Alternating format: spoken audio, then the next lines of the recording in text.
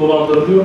Farklı yani olduğundan çok farklı gösteriliyor. Bugünkü ünlü Türk şair ve yazar Hikmet Tunç İhsan Oktay Anar'ın bu eserinin tarihi. Çalışmalarını roman üzerine yoğunlaştırmış ve 2018 tarihinde toplam 7 tane roman yayınlanmıştır.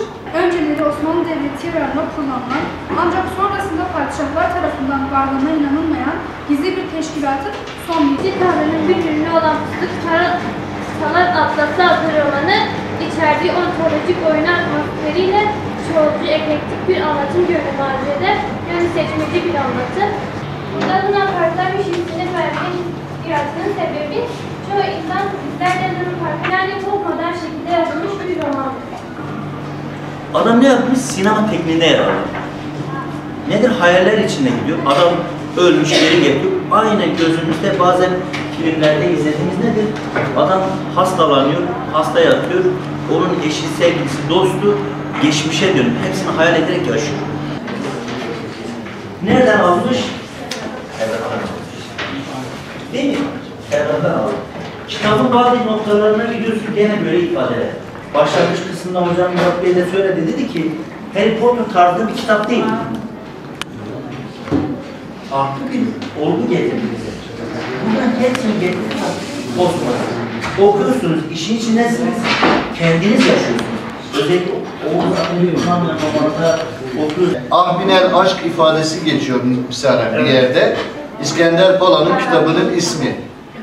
Orada kitap ismi olarak geçmiyor, bir cümle olarak geçerken aslında İskender Pala'nın kitabına bir bakıma atıf yapıyor. Yine sizin belirttiğiniz o Descartes'in Yöntem Üzerine Düşünceler kitabını Rendekar diye Descartes'i değiştirerek Rendekar diyor ismi. Yazarın ismi Rendekar. Kitabın ismi de Zagon Üzerine Öttürme. Yöntem Üzerine Düşünce, Zagon Üzerine Öttürme. Yani metinler arasılık dediğimiz şey biraz da bu. Meslek lisesi öğrencilerimiz ve öğretmenimiz bu kitapta postmodernden ziyade çok fantastik bir kitap. Bu kitapta benim hoşuma giden, yani iyi ki bu kitabı seçmişim. Daha sonra dediğimiz şey nokta şu, mesela fantastik kitaplarda Harry Potter tarzı böyle dünyada kitaplar yapıldı ve çok okundu ama içi boş kitaplar. Tamamen böyle Amerikan kültürünü anlatan, popüler kültürü anlatan içi boş kitaplar. Ki insanların sosyal hayatı işlenmiş. Kitapta çok Osmanlıca kavramlar var. İlk başta okuyucu biraz sıkılıyor çünkü bizim günümüzde kullandığımız Türkçe kitabın dilindeki o Osmanlıca kelimelere biz yabancıyız. Göre bu kitabın en güzel taraflarından bir tanesi. Şimdi biz 4 öğrencimiz, birinci öğrencimiz Elif Okut'a. Sizlere İhsan Oktay Anar'ın Fıstık Salar Atlas'ı adlı kitabı hakkında birer bilgiler vereceğim. Beni sabırlayabildiğiniz resmi ortaya çıkarır. Romanın kalem mizah yönü de bulunmaktadır. Annesi Bediye Hanım ise memurdur. Süheyla ve Firuzan adlarında 2 ablası vardır. Lise eğitiminden sonra Ege Üniversitesi Felsefe bölümüne devam eden Anar, askerlik görevini ertelemek için ayrı üniversitede yüksek lisans eğitimine devam etmiştir. Yayınlanmamış bir romanı vardır. Fakat Anar daha sonra tekrar incelendiğinde beğenmemiş ve yayınlamaktan vazgeçmiş. Uzun İhsan Efendi, Bünyamin, Eblehe, Zülfiyar, Arap İhsan Efendi. Bünyamin Uzun İhsan Efendi'nin oğludur. Ebrehe, önceleri Osmanlı Devleti yararına kullanılan ancak sonrasında padişahlar tarafından varlığına inanılmayan gizli bir teşkilatın son lideridir. Bir de bu paraya tesadüfen sahip olmuş Bünyamin adında tor ve iyi kalpli bir insan. Bünyamin'in babası ise Uzun İhsan Efendi, romanımızın kilit karakteridir kendisi. İşte romanımızın en basit haliyle Ebrehe'nin kara parayı elde etmek için Bünyamin'in ve Uzun İhsan Efendi'nin mücadele etmesini anlatıyor. Bu kişiler harıl harıl Bünyamin'i aramakta fakat yüzü ciddi şekilde yaralandığı için onu tanımamaktadır. Ve ondan Osmanlı Devleti'ndeki gizli casus örgütlenmesini ve kara paranın sırrını ve Mehdi'nin ilerleyen günlerde İstanbul'da geleceği yönündeki kehaneti öğrenir. Gerçekleştiğini anlar. Beni dinlediğiniz için teşekkür ederim. Öncelikle postmodern yazar olan Anar, oyunculuktan yararlanarak okurla arasındaki mesafeyi ortadan kaldırıyor.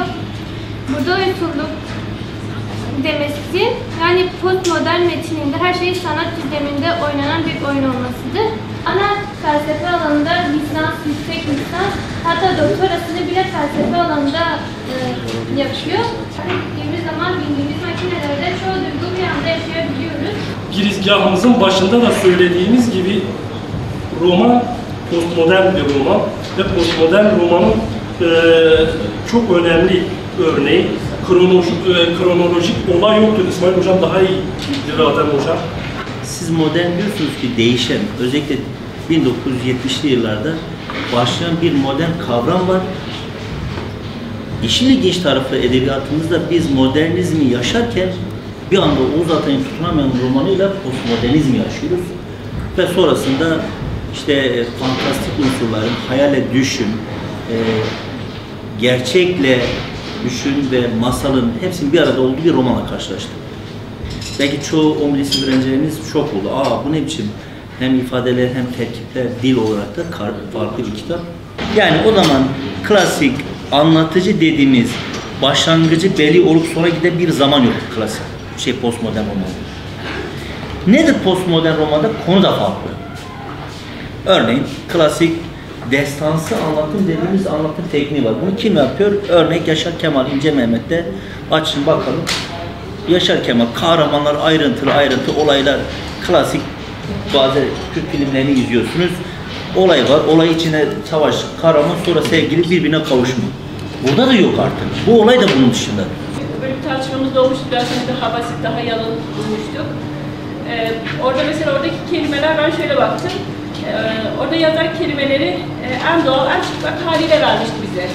Ama burada İhsan Oktay kelimeleri giydirmiş. Aynen. Yani tam kıvamında. Yani mesela daha fazla olsa sıkmaya başlayabilir. Düşünüyorum, o halde varsın düşüncesini yaratan Anar, bu kitapta bize farklı bir felsefi bakış açısını, perspektifini kazandırıyor. Eser fantastik, tarihi fantastik bir eser. Dilinin akıcılığı, kullandığı kelimeler o kadar etkiliyor ki insanı. Farklı başlıklardan oluşan öyküler yer alıyor gibi gelse de aslında tek bir öyküyü anlatıyor. Kitaba uzun süre boyunca farklı birçok insanın hikayesine tanıklık ediyoruz. Ve bu insanlarla Bünyamin'in yollarının kesişmesi ustalık eseri bir şey. Evet, eleştirilen noktalar, senin tespit ettiğin noktalar doğru ama İhsan Oktay'ın verdiği cevap oluyor. Ben felsefeci olan her şeyi bilirim. Onu İhsan Oktay yapan budur zaten. O zaten o kendisi de diyor. İşte bu noktada. Yani diyor mesela biz bütün bilimlerin anası felsefede çıkıyor. O da diyor ki ben de felsefeciyim. Ben tıp da bilirim, tarih de bilirim bunu. Orada eleştirilen nokta işte şu. Adam diyor ki kardeşim ben tarihçinin tarihine sadık kalmak zorunda değilim ki. Gerçekten hocamın da güzel açıkladığı şekilde bir psikolojik jimnastikti. Yani beni en çok şaşırtan şeylerden bir tanesi o kitap kapandıktan sonra ya bu İhsan Oktay Anar ne yapmış be dedim böyle bir iç çekerek. Çünkü yani mükemmel bir zeka gerçekten ya. Hani ben bunu anladığım için mutlu olsam da böyle bir zeka abidesi olduğuna gerçekten ayrı bir mutluluk duydum. Okullarda yeterince kendimizi ifade edebileceğimiz alanlar bulamıyoruz. Bu tarz ortamlarda kendimizi ifade etmemiz çok daha kolay. Bu tarz kitaplarla birlikte kendi zihin perspektifimizi daha kolektif şekilde açarak aslında Sherlock Holmes'u belki biliyorsunuzdur, biz zihin haritası çıkarmaya başlıyoruz süre sonra. Bu zihin haritasına benzer bir yöntemle bakış açımızı genişletebiliyoruz. Aslında kitap içeriğinden ziyade ben biraz daha buraya ait bir konuşma yapmak istedim. Çünkü çok önemli bir kitap, çok önemli bir tahlil ve sonucunda doğru algılanabilirse hayat değiştirebilecek, düzen yaratabilecek ve belki de birçok insanın o yol çizgisine yeni bir anlam kazandırabilecek bir yazar. Bu noktada ben de bunları söylemek istedim, ufak bir ekleme yapmak istedim kitaptan ziyade. Dünyaya başka bakıyorsun, keşke senin gözünden bakabilsin. Sen siliksin ve burada pek bir etkin yok demeye çalışıyor. İpek Yolu Belediyesi Kültür ve Sosyal İşler Müdürlüğü'nün bünyesinde kurulan kitap tahlil grubu liselerimizle yaptığımız programın sonuna gelmiş bulunmaktayız. İkincisini düzenlediğimiz bu programa katılımlarınızdan dolayı çok teşekkür ediyorum.